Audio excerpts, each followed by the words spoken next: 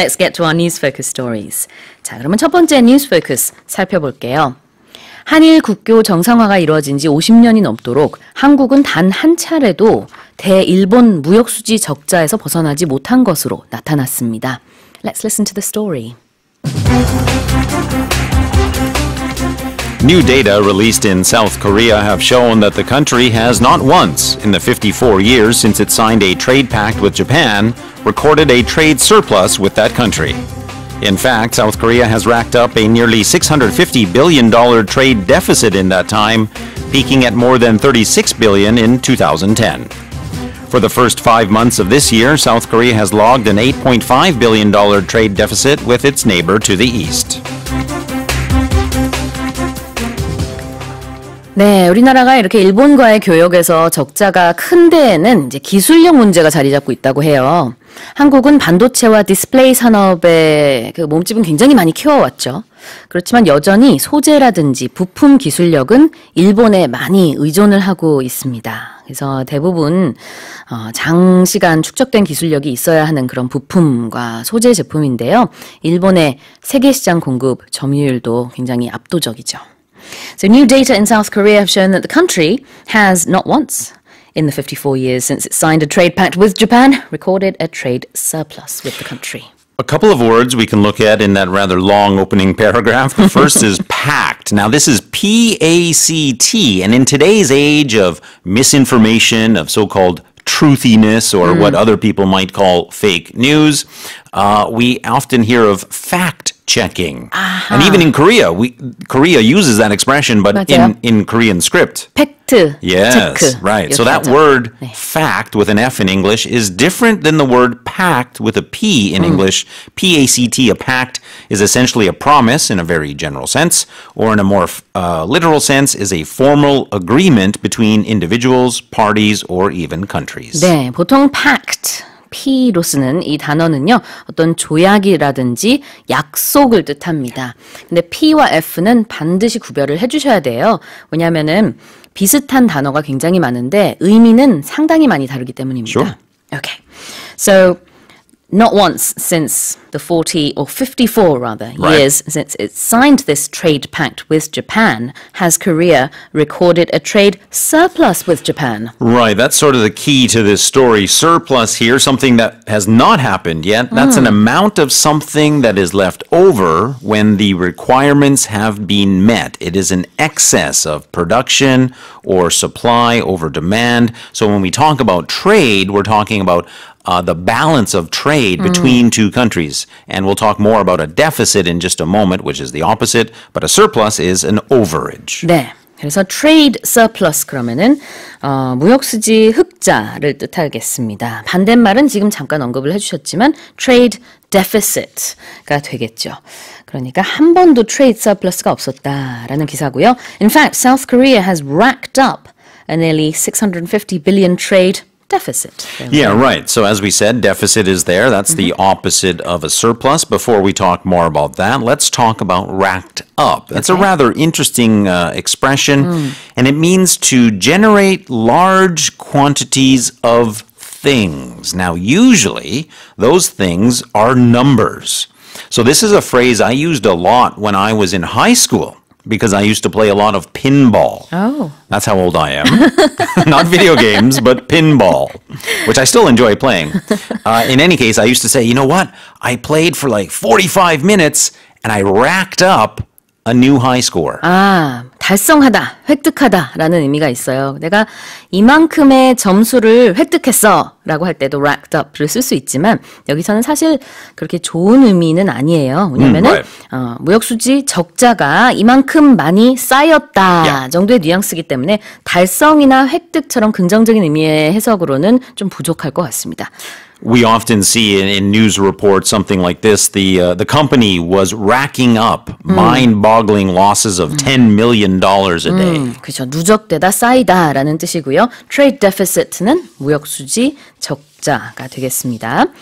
And for the first time, for the first 5 months rather of this year, South Korea has logged an $8.5 billion trade deficit with its neighbor to the east. Right, that's an expression we often see in this type of story. It simply means to record or register. So when you log something, you generally will write it down or make a record of it. And that's what's happened here. We've had this deficit logged in the first 5 months, recorded or registered. 네, 이 단어 자체는 사실 굉장히 오래된 단어예요. 그래서 뭐 일지에 기록하다라는 단어가 log가 되죠. 근데 요즘에 뭐 vlog라든지 블로그라든지 이런 게 다 거기서 차용된, 그러니까 만들어진 단어잖아요. Yeah, it's a modernization of this much older word, which is around long before we ever had to log into the internet. 맞습니다.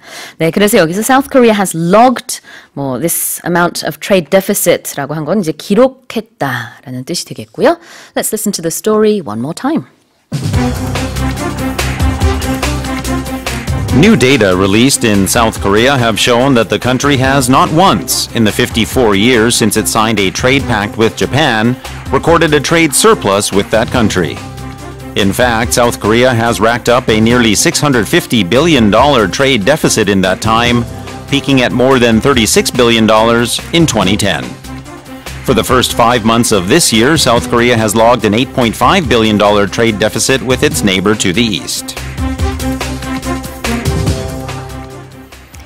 자, 두 번째 뉴스 포커스입니다. 그리스 조기 총선에서 중도 우파 신민당이 승리하면서 새 총리로 확실시되고 있는 키리아코스 미초타키스 신민당 대표에 관심이 쏠리고 있습니다. 미초타키스의 가문은요, 그리스 현대 정치사를 좌우해온 3대 정치 가문 중 하나라고 하는데요. Let's listen to the story. Recent elections in Greece have seen that country's firebrand leftist prime minister voted out of office in a landslide defeat. In his place, Greek voters have tapped the leader of a resurgent center-right party to be prime minister. Kyriakos Mitsotakis, a Harvard-educated former banker whose father served as Greece's prime minister in the 1990s, will now follow in his father's footsteps. In his acceptance speech, Mr. Mitsotakis said he was ready to unite the country. BBC에서는요, 신민당의 총선 승리를 보도하면서 가문 정치의 복귀이다, 이렇게 얘기를 했어요. 실제로 미초타키스 총리의 아버지 역시 총리 출신이고 누나는 외교장관, 또 외조카는 아테네 시장을 역임한 굉장히 어마어마한 그런 경력과 가문의 인물이네요. Recent elections in Greece have seen that country's firebrand leftist prime minister voted out of office in a landslide defeat.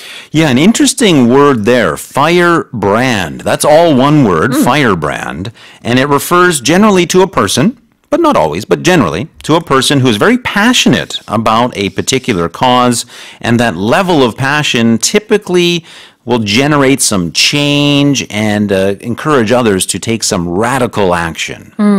그래서 선동가라는 뜻이 있습니다. And we're talking about the prime minister who's been voted out of office in a landslide defeat. Right, that word landslide, in addition to being a very good Fleetwood Mac song, if anybody wants to look that up. But in any case, in this case, landslide refers to in an election when the victory is very, very large. It's an overwhelming majority of votes for one party in an election. It's not a slim margin, it's a big margin. It's a landslide. 네, 압도적인이라는 뜻이 있어요. 그래서 a landslide defeat, 굉장히 압도적인 투표차로 the leftist prime minister was voted out 라고 해석을 할 수 있을 텐데요. landslide가 명사로 쓰일 때는 산사태라는 뜻이 있어요. 그래서 그만큼 굉장히 크다라는 이미지를 생각하시면 될 것 같고요. In his place, Greek voters have tapped the leader of a resurgent center-right party to be prime minister. So that word resurgent means we use that word resurgent to say that something is becoming stronger and or more popular. And the nuance, of course, is that this is happening, the strengthening and the gaining popularity is happening after a period where those things had been weakened or lessened. 다시 기승을 부리는, 다시 유행하는 이라는 뜻의 resurgent, 그 다음에 center-right party가 나왔죠. 중도 우파가 다시 이제 굉장히 큰 자리를 차지하고 있다. 이렇게 볼 수 있을 것 같습니다. 실제로 중도 우파 신민당이 승리를 했기 때문이죠. Now, Kyriakos Mitsotakis, the Harvard-educated former banker whose father served as Greece's prime minister, will now follow in his father's footsteps. Right, and we see that a lot in politics or in, I think, the entertainment industry a lot, and really in several different industries. Children will do the same thing as their parents. And when you do the same thing as someone else, doesn't have to be your parents, but whenever you do the same thing as someone else who came before you, you can use this expression to say, following in one's footsteps. Yes, and right now I am following in 태인영 선생님's Exactly footsteps right. Yep. as the host of Morning Special. Perfect example. 뒤를 잇다라는 뜻이 있어요. So follow in somebody's footsteps라고 하면은 되겠습니다. 이 경우에는 이제 아버지 뒤를 이어 총리직을 맡게 된다 이런 뜻이죠. Let's listen to the story one more time. Recent elections in Greece have seen that country's firebrand leftist prime minister voted out of office in a landslide defeat. In his place, Greek voters have tapped the leader of a resurgent center-right party to be prime minister. Kyriakos Mitsotakis, a Harvard-educated former banker whose father served as Greece's prime minister in the 1990s, will now follow in his father's footsteps. In his acceptance speech, Mr. Mitsotakis said he was ready to unite the country. What a politically outstanding family that is. Yeah, I'm glad you mentioned it there in the lead-in. His family is very heavily involved in politics. They are, you could say, outstanding in the world of politics. All right, now let's remind our listeners of the quiz. Oh, good idea. What's another word for great, marvelous, or superior? Would it be number 1, outstanding, or number 2, outsitting? 짧은 문자 50원, 긴 문자 100원에 샵 1045고요. 무료 반디 게시판이나 카카오톡 플러스 이용도 가능합니다. 뉴욕타임즈 1개월 구독권 총 5분께 드릴 거고요. 그리고 오늘 1부에서 새싹 처음으로 글을 쓴다, 처음으로 사연 남긴다 라고 해주시는 분들께 모스 에코백 드린다고 약속을 드렸죠. 아까 5분 당첨했고요. 조금 후에 또 5분 발표하겠습니다. That's great news. And could we call those people newcomers? We could indeed. All right. All right, let's listen to a song. We'll be right back after Jay Gale's band Angel in Blue. 자, 세 번째 뉴스 포커스입니다. 통일신라 말기 학자 고은 최치원 선생의 위패를 모신 전북 정읍, 무성서원 등 한국의 서원 9곳이 유네스코 세계유산에 등재됐습니다. Let's listen to the story. 9 of Korea's so-called Sewon or Neo-Confucian academies have recently been inscribed on UNESCO's World Heritage List. The inclusion comes despite earlier quibbles that the academies lacked a coherent identity. Nevertheless, this latest inclusion on the UNESCO list brings to 14 the number of World Heritage Sites in Korea. Many other countries also gained a place on the list, including the U.S., where 8 buildings designed by architect extraordinaire Frank Lloyd Wright were given the same honor. 네, 전북 정읍시 칠보면에 있는 무성서원이 유네스코 세계유산이 됐죠. 뿐만 아니라 이제 한국의 서원 9곳이 유네스코 세계유산에 등재됐다는 소식 보도록 하겠습니다. 9 of Korea's so-called Sewon have recently been inscribed on UNESCO's World Heritage List. Right. So, and it's good news, certainly, as we talked about in the opening, but the word inscribed, inscribe rather, as a verb, means to write or sometimes even to carve words or sometimes even symbols onto something. And the reason that you do this is for a formal or permanent record. Also, sometimes we use that same word or a similar word, inscription, when you maybe go to a book signing from an author and they might write something on the inside cover of that book. We can also call that an inscription. Ah, there you go.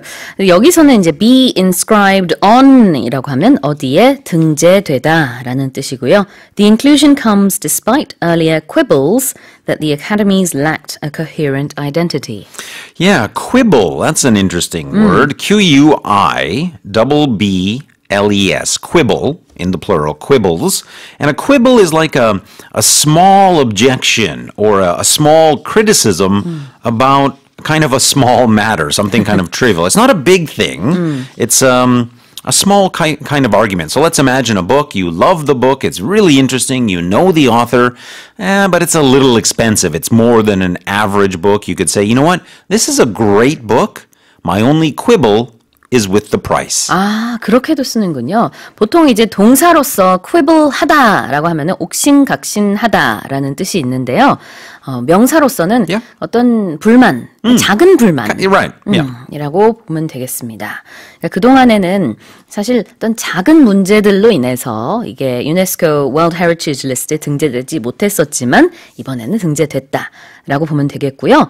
Academies were said to have lacked a coherent identity. Right. That word coherent refers to sort of logical, consistent, united. If something is coherent, that means it's well planned, it is clear, sensible, all of the parts kind of fit together well. We often hear that word in economics, talking about businesses, something like this.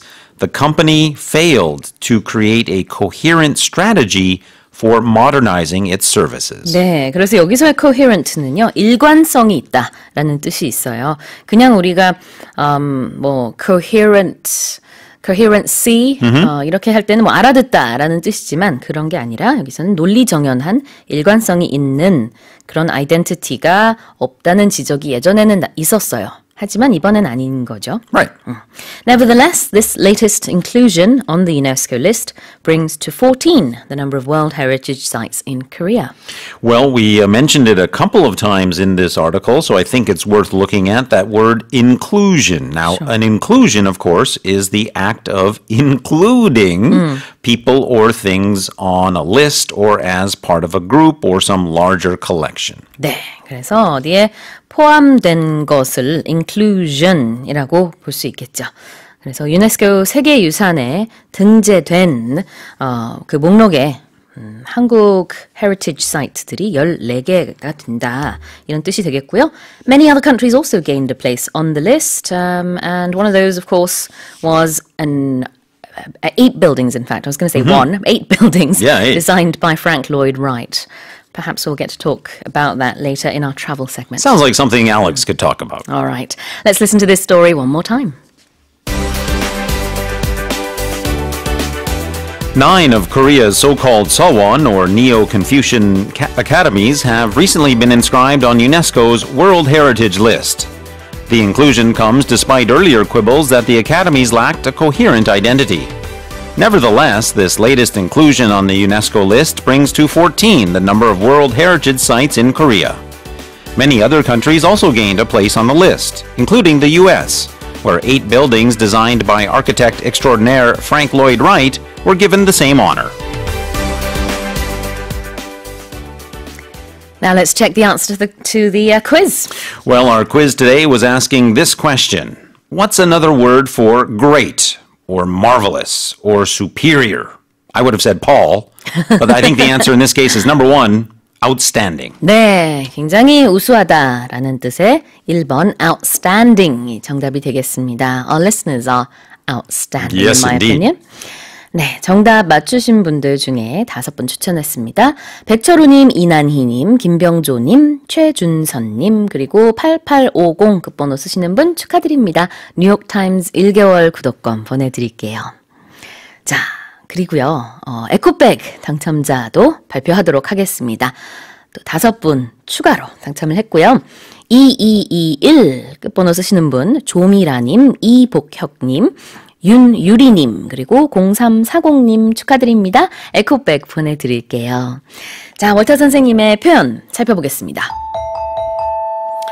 Well, I'd like to go back and look at that word pact. That's all the way back to News Focus 1. Remember, you don't want to confuse this one with fact, but a pact is essentially a type of promise, and it's one that you can even make with your friends or your family. We often see that as the premise of a romantic comedy or a rom-com where a couple who might be dating in college, let's say, they separate for work and they make a pact that if they're not married by the time they're 40, they'll maybe come together and get married. So they make that pact. 네, 이런 팩트 하는 분들 정말 계실까요? 한 19, 20살 때 아니면 그보다 더 어릴 때 이제 남자친구, 여자친구인 어린이들이 우리 나중에 커서 40살이 될 때까지 결혼 안 했으면은 그럼 우리 서로 결혼하기다 라고 약속하는 그런 pact, P-A-C-T. That's right.